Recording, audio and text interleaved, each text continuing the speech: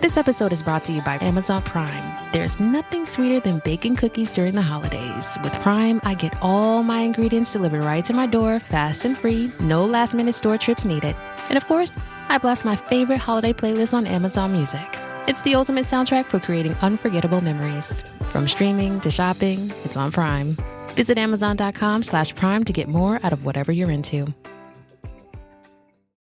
How would you like a 15% discount to my daily email, the stack of stuff, the show notes, discounts to the conference, all of that? All you need to do is text the word show to 33777. You'll get the annual subscription with a 15% discount to my daily email. You'll get the stack of stuff, the links to the show notes, discounts to the conference, and so much more. All you have to do is text the word show, SHOW, to 33777. Text show to 33777.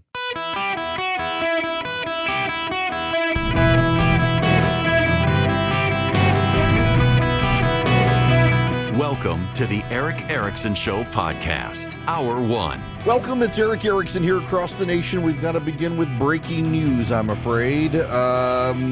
Multiple schools in Springfield, Ohio are being dismissed right now as more bomb threats are coming into the school system. Yesterday in Springfield, Ohio, the city hall was evacuated, and one of the elementary schools was evacuated, Fulton Elementary School, and now multiple schools are being evacuated. Perrin Woods and Snow Hill Elementary students are evacuated to an alternate location today. In addition to that, Roosevelt Middle School was closed before the beginning of the school day in relation to information received from the police department. Cliff Park High School, which is not part of the Springfield City School District, was also named in the threat. The situation descending there as the spotlight has turned to Springfield, Ohio, and the Haitians. Now, you know and I know the way this is going to work is by the weekend, Trump supporters are going to conclude that it's Harris supporters doing the bomb threats to try to make Donald Trump and J.D. Vance look bad because the media is pointing the blame at Donald Trump and J.D. Vance. And, of course, Harris supporters are going to be convinced that it's Donald Trump supporters who are doing this because of the Haitian kids in the schools. I don't know who's doing it. What I know is that people have lost their minds and that the poor people of Springfield, Ohio are stuck in the middle with some truths that are getting overshadowed by lies, with a deeply problematic situation in that community. The whole thing is ridiculous. We are absolutely in the middle of crazy season, and the children in Springfield, Ohio, are apparently the victims of crazy people calling in bomb threats. The school system, of course, has to take it legitimate. They can't just be dismissive of it. So that's the breaking news happening right now. WHIO reporting that multiple schools in Springfield, Ohio, in the Springfield City School District, and one outside the Springfield City School District, Cliff Park High School, being evacuated because of bomb threats based on the advice and information from the local police department. Good grief. Good grief. People have lost their minds. At least the kids have a 3-day weekend. Now, we got to get into more stuff. So, if you're just tuning in, the phone number here at the Eric Erickson Show, 877-973-7425.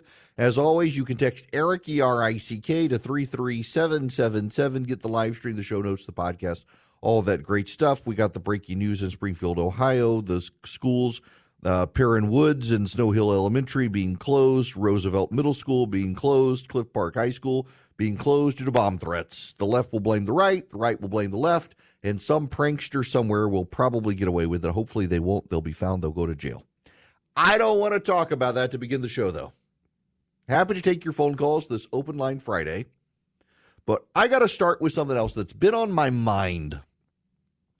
I want to start with a conversation about the New York Times polling. As I have told you, the overwhelming consensus from undecided voters is that they think Donald Trump had a bad debate against Kamala Harris. They think Kamala Harris got the better of Donald Trump, who, by the way, says he's not going to debate Kamala Harris anymore. But those same undecided voters who say Kamala Harris had a better debate than Donald Trump still are leaning towards Donald Trump after the debate. As I said yesterday, there's hope. Now, I do have to tell you, I got an email from someone. I don't want to name and shame the emailer who means well in the email, but I gotta just I want to read you the email, and then I'll tell you how I replied, just so you understand. Here it is. Read Kim Strassel's column in the Wall Street Journal. Your outlook on the debate has been way too pessimistic. You are analyzing the debate according to 90s and early 2000s politics with all the silliness about debate failure because you take the bait. People today, with all the insane social media, expect someone to defend themselves in a debate. What many folks saw was that Trump was not a yelling bully like the 16 and 20 debates, while Harris delivered a lot of words, but none were memorable. Don't analyze politics using 90s logic. Update yourself and have more optimism. John, I appreciate your email, but as I replied back to you and said, there are people to this day who insist that actually Joe Biden had a good debate against Donald Trump. Joe Biden actually had a good debate against Donald Trump. We have people today who are convinced that ABC News gave Kamala Harris the questions in advance. Now, they have no proof of this. Someone on Twitter claims that they have an affidavit. They are an anonymous account claiming they have an affidavit. We'll see. I don't believe that ABC News needed to give Kamala Harris the questions in advance, in large part because the questions were that obvious. Do you believe people are better off today than they were 4 years ago? Please explain to us why Donald Trump sucks. I mean, first the people went with she's wearing an earpiece that can project a speaker into her ears to give her the answers. And now they pivoted to actually ABC gave her the questions in advance. ABC didn't need to give her the questions in advance because the questions were so obvious. I could have predicted in advance the questions ABC News was going to ask. They were that obvious. All of this is the fact that people are going to these conspiracy theories is an admission against interest. They think Donald Trump had a bad debate or that Kamala Harris had a good debate. You wouldn't have to believe ABC fed her the answers if you thought that Kamala Harris had a terrible debate. So, no, you got to find a way to convince yourself, why did she have a good debate? Well, obviously, ABC gave her the answers. Why did Donald Trump have a bad debate? Well, obviously, Kamala Harris had people speaking to her in her ear. All of the conspiracy theories are an admission against interest. Donald Trump didn't have a good debate. John, back to your email, and you're looking at this from an old lens. No, the hell I'm not. I'm looking at this through the undecided voter polling, the undecided voter focus groups, the undecided voters who all said no. Kamala Harris got the better of Donald Trump, but you're all hanging on to the debate being bad and trying to pretend that it wasn't, to distract yourself from the larger point that the undecided voters say Kamala Harris had a great debate and they still don't like her. And that gets to the larger point. Well, everybody's distracted trying to conjure conspiracy theories to convince themselves that what they saw wasn't true, just as Democrats try to convince themselves with conspiracy theory that Joe Biden actually wasn't a demented moron. The reality is undecided voters are absolutely convinced Kamala Harris beat Donald Trump in the debate, and they do not care. And that has been my point since the debate. It's not going to matter. You don't need to spend your mental energy conjuring up conspiracy theories and lies when it doesn't matter. Why doesn't it matter? Because undecided voters are furious about the economy, and Kamala Harris couldn't answer the very first question. The fact that you believe that Kamala Harris was given the questions and she couldn't even answer the first question shows you to be an idiot.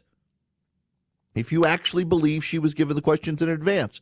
Because if she was given the question in advance, are you better off now than you were 4 years ago? The fact that she couldn't answer the question, despite being fed the question in advance, according to you, means you're an idiot.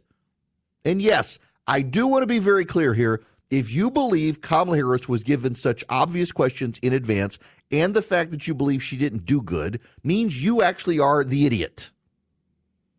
Maybe just accept the fact that Kamala Harris had a good debate, Donald Trump had a bad debate, and it doesn't matter. Here's why it doesn't matter.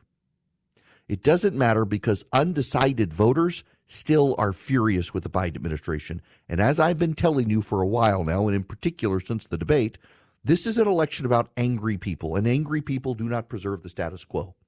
I don't know why people need to spend the mental energy to pretend that Kamala Harris cheated. when she couldn't answer the damn question. And that is coming back to bite her. So don't be distracted. Pay attention to the facts. She was asked an easy, obvious, predictable question. Do you believe people are better off now than they were 4 years ago? She refused to answer it in that first question at the debate, and her answer is having monumental, lasting implications for her that are not good for her. It's why Donald Trump can still win the election. If you don't believe me, listen to this from Mika Brzezinski, who's talking to the New York Times reporter, who is explaining why it is undecided voters came away from the debate both thinking Kamala Harris did better than Donald Trump, and they still don't like Kamala Harris. Listen to Mika. I'm not even going to play you the reporter necessarily. I'm going to play you Mika Brzezinski. Voters said they were glad she has a tax and economic plan, but they want to know how it will become law when Washington is so polarized. They know she wants to give assistance to first-time home buyers, but doubted that it was realistic. And Jeremy, I ask you, is their answer Donald Trump? Because I guess I see the questions. I think there was only so much that she could do in that debate in order to be as effective as she was. And I agree. There are a lot more questions. Of course, I would love to ask Kamala Harris about her leadership style and her plans and how she plans to execute. But are those undecided voters saying, I'm going to kind of lean Trump here because I want change? I don't get it. Yes. Yes, they are. Mika, you too are being an idiot today. Yes, I know you people on the left hate Donald Trump. In your little protective bubble in New York and Washington and the Acela Corridor, what you can't acknowledge is that there are people in the heartland of America who are furious because while you're making 7 figures expressing surprise on MSNBC, they're making 5 figures trying to figure out how to pay for groceries that they didn't have to worry about when Donald Trump was president. So yes, yes, yes. These voters are thinking Donald Trump. Why? Because they didn't like him when he was president, but they weren't struggling to pay for their groceries. The fact that this is going over people's head is actually the Achilles heel of the Democratic strategy in this election. They are such in a bubble. They do not understand Trump voters. They do not like Trump voters, and they cannot imagine there is a pool of undecided voter out there right now thinking of voting for Donald Trump because they think Donald Trump is the second coming of Hitler. Listen to the conversation on MSNBC. They despise these people.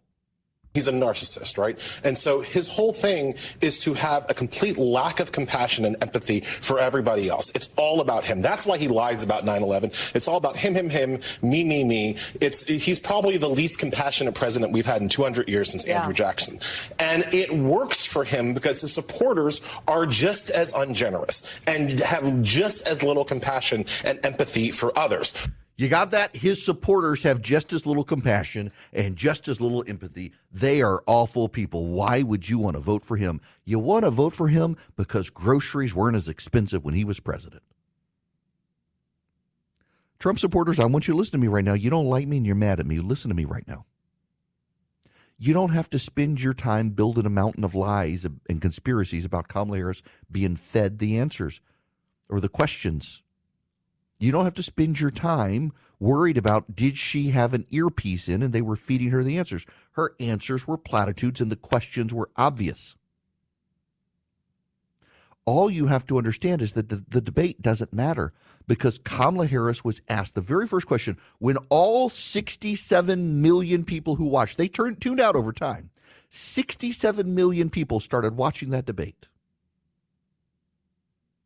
And the very first question was the most obvious question that was going to be asked. I could have told you, you could have told yourself, you all knew this was going to be the first question. Vice President Harris, are people better off today than they were 4 years ago? And she couldn't answer the question. And that is having a lasting impact, a lasting, damning impact on Kamala Harris's campaign. And Mika Brzezinski is absolutely clueless. Are these people really going to go for Donald Trump and Eli Mistel and the rest of them on MSNBC? He's a horrible person and his voters are horrible people. How could you undecided side with him? Very easy. because they don't care about Donald Trump's attitude. They don't care about his mean tweets anymore. What they care about is that when Donald Trump was president, groceries were cheap. And with Joe Biden and Kamala Harris, groceries are expensive. And when given the opportunity on a national stage, standing against Donald Trump to tell people how she's going to make them better off, Kamala Harris couldn't answer the question. And that is why, from here on out, all 53 remaining days of this campaign, every day, Donald Trump needs to say she's been there for 3.5 years and she hasn't done it. How can you believe she's going to do it next year?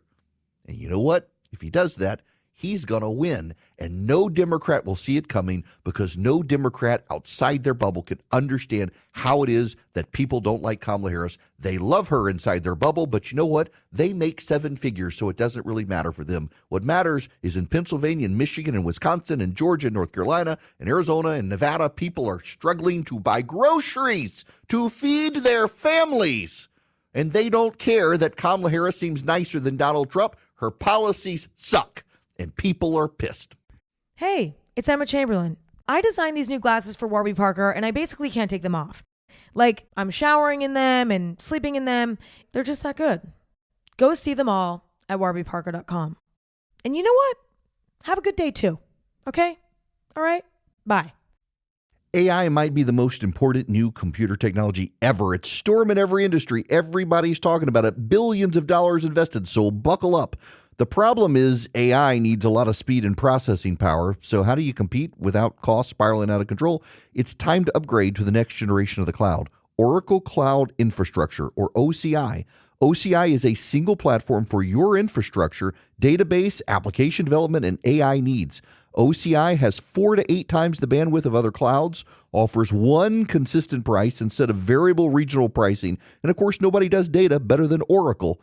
So now you can train your AI models at twice the speed and less than half the cost of other clouds. If you want to do more and spend less, like Uber, 8x8, Databricks, Mosaic, take a free test drive of OCI at oracle.com/Erickson, ERICKSON. That's oracle.com/Erickson, oracle.com/Erickson. Go check them out today. Welcome back. It's Eric Erickson here. The phone number, 877-973-7425. If you text ARMY, ARMY, to 33777, you can fill out your name, zip code, email, so that as we head into your area of the country, we'll be able to let you know we're there. Y'all, I keep going back to this. It should be possible in a world where you're capable of keeping multiple thoughts in your head to recognize her debate was better than his, which is why I didn't want to do it anymore. But also, she didn't answer the questions. And undecided voters were trying to see this. And you need to just understand this dynamic. I don't care about your theory because you're not right. I actually am right in this. Now I'll get angry emails from boomers telling me I'm too arrogant. Well, I'm right. Voters don't like Donald Trump, but they like his policies. So they weren't going into this debate to see if they liked Kamala Harris. They were going into this debate to see if they liked her policies. And she didn't deliver. And so they're willing to go with the guy they don't like because they remember what it was like when he was president. Every single person who is going to vote this November was alive, around, and paying attention when Donald Trump was president of the United States. And you know what? They liked the policies. And they're willing to go back to Donald Trump's administration because their gas was cheap and their groceries were cheap and the world was not on fire. They don't care about liking him now. They've had 4 years of a guy they thought they liked, and look what happened. He got 13 people killed in Afghanistan and wrecked the economy. So they'll go with Donald Trump.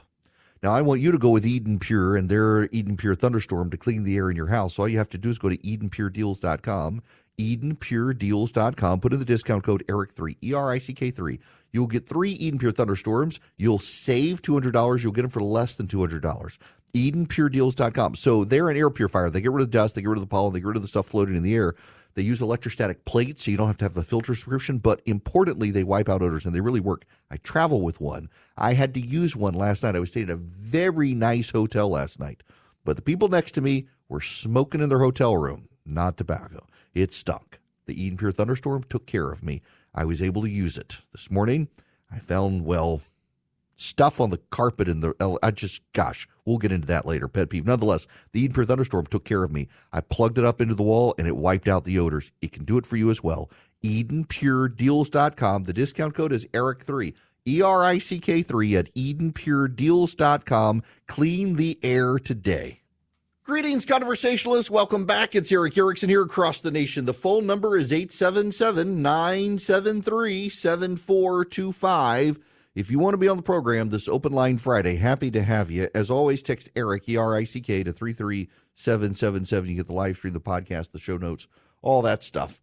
We got to talk more about the non-citizen voting. Now, I want to be real clear here. I am not talking about illegal aliens, although it would not surprise me to find out some illegal aliens attempted to vote in this country. What I am talking about is non-citizens, that is, legal aliens, legal residents of the country who are not American citizens. Under the rules of the federal government and the laws of the United States, you must be a citizen of the United States to vote in a federal election. CNN is a network that prides itself on truth-telling. Whether you or I like it or believe it, they are a network that says they don't engage in disinformation, they don't engage in misinformation. Republicans in Congress are advancing the SAVE Act, which would expand existing federal law. Under the laws of the United States right now, it is against the law for a non-citizen to vote in federal elections. But at the local level, in some progressive areas, they are allowing non-citizens to vote in local elections, which I personally think should be unconstitutional, but they've gotten away with it so far. In the process, they register non-citizens to vote. They are supposed to give the non-citizen a ballot that does not have federal races on it. CNN has had on 2 Democrat secretaries of state to tell us non-citizens are not voting. It's a lie. Here is one, the Nevada Secretary of State. I think. What do you think is going on? So why are these, if the evidence is not there, why are they bringing it up, in your view? I think it's an opportunity to confuse the voter. You know, we know these conspiracy theories, lawsuits exist. Unfortunately, I think the legal system has become a weapon to discourage people from participating in their democracy, which is unacceptable. We need to ensure that every Nevadan has a voice and that their voice is heard. We know Nevada is a battleground state. We're a purple state. We know our vote is going to matter in this presidential election. And I think the more chaos they can create, the more confusion they can create, will do what we are not trying to do. I wish they would take all this energy and put it into voter education and talking about the issues that are important to Nevadans.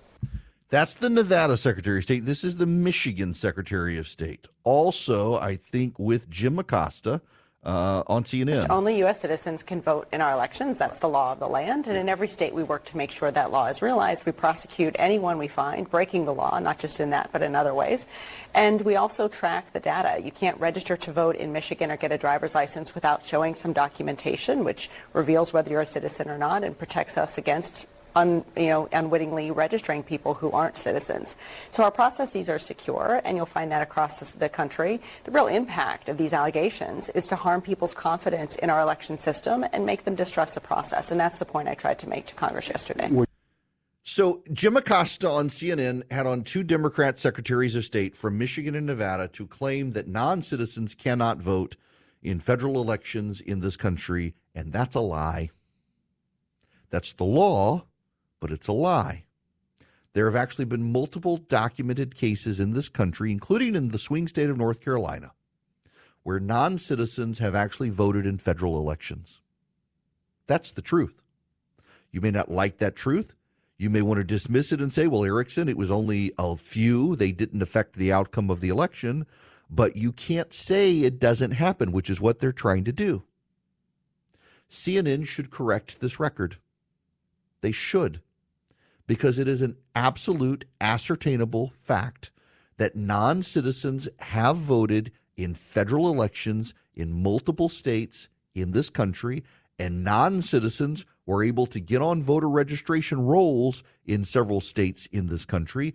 And CNN has had on 2 secretaries of state from 2 different states to say that's impossible, does not happen, and this is designed to scare people about the integrity of the process, when in fact it's the God's honest truth. For a network that prides itself on telling the truth, whether you like it or not, CNN perpetuated a lie. And that's the truth.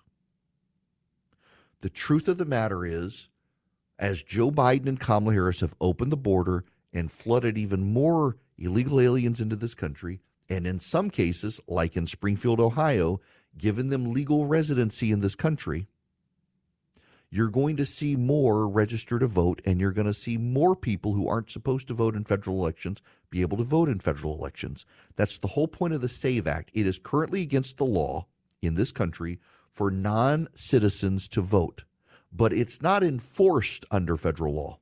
What Chip Roy, the congressman from Texas, dear friend of mine, what his SAVE Act would do is it would enforce it. It would allow private enforcement mechanisms to sue boards of elections that allow non-residents or non-citizens onto the registration rolls. It would require that states take affirmative steps to make sure that when someone registers to vote, they actually are a citizen. It's not hard to do. Georgia, my state, does it, as do a number of other states, where when someone registers to vote, they provide their identifying number, which is their Social Security number. And that is run through very rapidly the Department of Homeland Security, which very rapidly turns around the result saying yay or nay, this person is a citizen or not a citizen. If it flags them as a non-citizen, they're told they can provide proof of their citizenship, otherwise they can't vote. It's a very easy thing to do. The fact that Democrats are going out of their way to lie tells you that they have plans to allow non-citizens to vote. And you cannot deny that because, in fact, in multiple parts of this country, progressives have allowed non-citizens to begin voting in local elections. This shouldn't be controversial. You do have to wonder, why is it controversial? Why is it controversial to say we should be ensuring the integrity of our rolls and ensuring that non-citizens aren't registering to vote? It's not a slow process, by the way. It's a very quick ping of a federal database that happens in Georgia when you register to vote. You put in your Social Security number, and it pings that database. Speed of light technology. Literally, it is the transmission of electrons, of ones and zeros at the speed of light to a database that bounces back. And it says, this person's Social Security number matches a citizen, or, this person's Social Security number does not match a citizen. Please provide us more information showing that you're a citizen. It shouldn't be a controversial thing at all. So why is Jim Acosta on CNN putting Democrat secretaries of state on television to tell us what is actually happening is not happening? Why lie? I don't know. Other than they really do want non-citizens to vote. They tell us Republicans are trying to scare people into believing something that's not true, except it is true. You know, Republicans want you to believe that Democrats engage in mass voter fraud. There is always proof of voter fraud, just as there is always proof that illegals or non-citizens rather are voting. Never has anyone been able to show it in such an amount to throw off an election. I know some of you think 2020 was stolen. Did a charity event last night. There were a couple of people there very insistent 2020 was stolen. I disagree. Regardless, Republicans like to claim there's mass voter fraud. Democrats like to claim there's mass voter suppression. There is no evidence of mass voter fraud in this country. There's no evidence of mass voter suppression in this country. It's what both sides do to both rally their bases and intimidate the other side. It's a tactic in an election to try to shape who turns out to vote, on both sides, by the way. Democrats screaming about voter suppression, they are convinced Republicans are trying to get people not to vote. Look what happened. I mean, you all remember nationally, Joe Biden and a bunch of other Democrats, Jim Clyburn and others, said that it was Jim Crow 2.0. Georgia, after the 2020 election, passed a voter integrity piece of legislation, got Major League Baseball to boycott the state and deprive them of the All-Star game in the state over what they said was Jim Crow 2.0. You know what happened after supposed Jim Crow 2.0? The number of black voters turning out actually went up. The number of people participating in the election went up. The ease of the election system went up. The ability of people to get processed quicker went up. Trust in the election system because they now got a paper ballot to look, it went up. And yet the Democrats to this day insist it was voter suppression. The Democrats to this day say it's Jim Crow 2.0. Despite the data, more black people voted, more Hispanic people voted, the voter participation went up, and the Board of Election rolls got cleaned up. When Democrats get on television, however, and tell us that it is a lie to say non-citizens are voting, they need to explain how it is so many non-citizens voted in North Carolina, registered to vote in Arizona, voted in other states as well. Because it's an ascertainable fact. It is not in dispute. Non-citizens have voted in multiple elections in multiple states in this country and, in fact, got their ballots counted in federal elections in states like North Carolina, which is a swing state. They can't do that. They just want to tell you it didn't happen. Is it any wonder people are willing to believe conspiracy theories when our elected officials are lying to us with the help of news networks? Is it any wonder people are willing to believe the worst conspiracy theories? Because when they see elected officials go on a network like CNN, which prides itself on combating disinformation, misinformation, they're allowed to lie with an anchor like Jim Acosta with no pushback. He believes, like them, that no non-citizens have voted in federal elections. He believes it. But what he believes isn't true.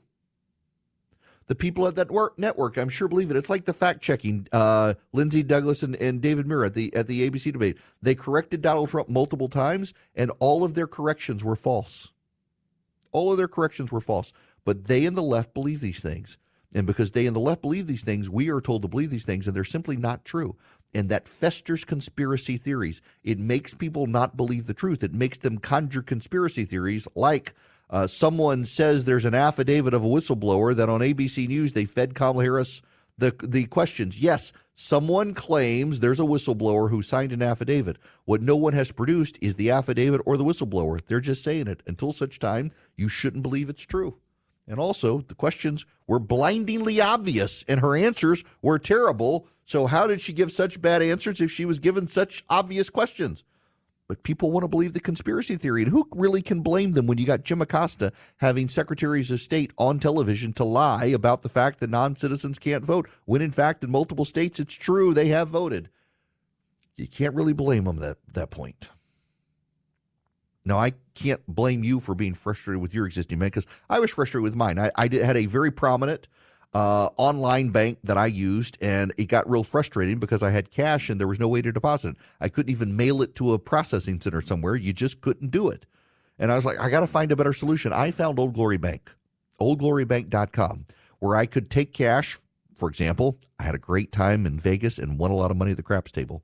Couldn't deposit at the old bank. At Old Glory Bank, there are 88,000 retail locations where I could take my cash, or my kids can take their chore money, babysitting money, lawn care money that they've raised, give it to a cashier, scan a QR code on the Old Glory Bank app, and get it deposited directly into the account at the speed of light. It's fantastic. It works. They're highly innovative. No fee checking, no fee savings. I got it. They've got business accounts. They do loans. They do mortgages. They do so much more. I've even invested in the bank. That's how much I believe in this bank. oldglorybank.com. oldglorybank.com. You can get an account with them in less than 8 minutes. All you do, go online, fill out the account information. You get your account, a great debit card, a great app. They have online budgeting tools and so much more. I really do like this bank.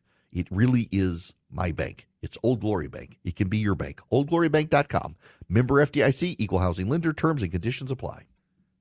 Hello there. Welcome across America. The phone number is 877-973-7425. I hope you got blue skies wherever you are, because it's pouring down rain outside where I am. Joe Buck, the sports commentator. I feel horrible for him. So he's married to Michelle, Beisner Buck, and he shattered her ankle with a golf ball. This is such a wild story. So they were playing golf together. For the record, my wife will not only not play golf with me, she won't even sit in the golf cart while I'm on the golf course. She says she doesn't need to hear my language. So they're playing golf in Mexico. They're at the tee box together. She is standing in front of him for good luck. She does a headstand. And then as he is teeing off, she does a split in the air, and her leg crosses the plane of the golf ball as he's teeing off, and it hits her ankle and shatters her ankle. Sad thing is, I can kind of see this in my head. Charlie is thinking he must have really shanked it. No, she was in front of him, just off to the side, and when her legs did a full split out, her ankle came directly in front of the ball as he was teeing off and got her full force in the ankle and shattered it. Wow. There was a rumor that he had committed spousal abuse or something, and nope, that's not it. Not it at all. They were playing golf together. They were on the 10th hole. He said, how about I do one more golf ball and we'll go get something to eat? And she says, yes. Decides to do a headstand and a split. And, well, that's the end of that. Gosh, what a way to end a golf game.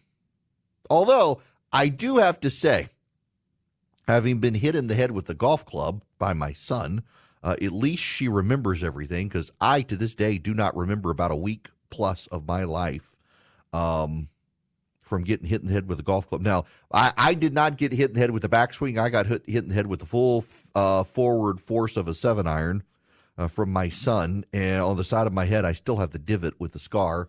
I keep my haircut's kind of short, and you can kind of see the divot there. But nonetheless, golf injuries, there's something. Although not like the Dolphins injury. By the way, has anyone noticed that the Thursday night games they give to Amazon Prime, they all suck?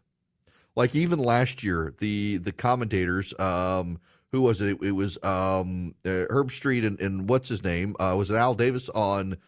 They were complaining about the quality of the games last year. This year, they all suck. They all suck. The Thursday night games are worthless. But last night, you got to see the quarterback of the Miami Dolphins get a concussion as he ran headlong into another player, and they lost. The Dolphins lost. This hour of the program brought to you by First Liberty Building and Loan. Wherever you are nationwide, if you're in the business of business and you're buying a building, if you're buying a franchise, if you're buying out a partner, buying out a competitor, you need a heavy equipment loan, you need $50,000 or more, reach out to First Liberty. They might be able to help you. They make their own lending decisions, and they've been doing this since the 90s. First Liberty Building and Loan, their website, firstlibertyga.com. Spend 10 minutes with them, see if you're a good fit for them, see if they're a good fit for you. Firstlibertyga.com. All their contact info is there. When we come back, we got to talk about, raw domestic public policy.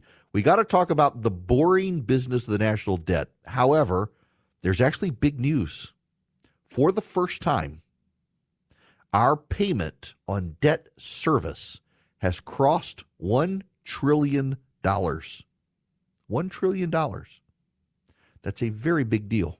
And also, the U.S. and Great Britain are meeting today and could very well accidentally start World War III. I'll explain it to you when we come back and take your phone calls.